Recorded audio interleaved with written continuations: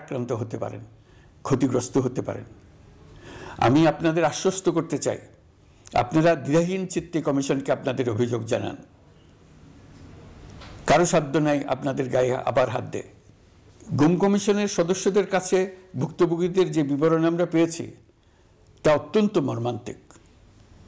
জুলাই আগস্টের বিপ্লবের পর ছাত্রছাত্রীরা শহর বন্দরের দেয়ালে দেয়ালে তাদের মনের কথা লিখেছে।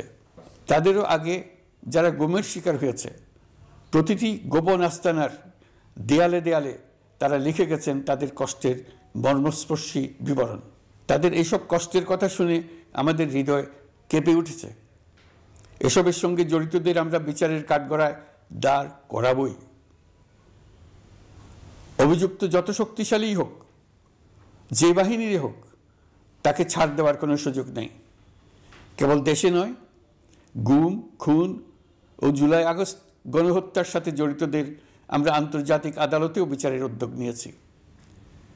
ইন্টারন্যাশনাল ক্রিমিনাল কোর্টের প্রধান কৌঁসুলি করিম খানের সঙ্গে আমার এই ব্যাপারে ইতিমধ্যে কথা হয়েছে।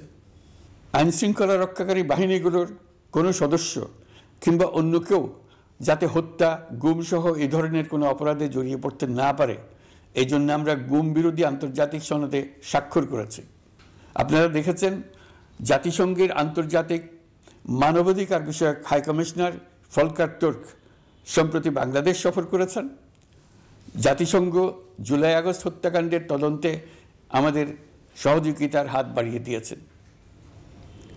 ডিসেম্বর প্রথম সপ্তাহে তারা আমাদেরকে তাদের রিপোর্ট হস্তান্তর করার প্রতিশ্রুতি দিয়েছে।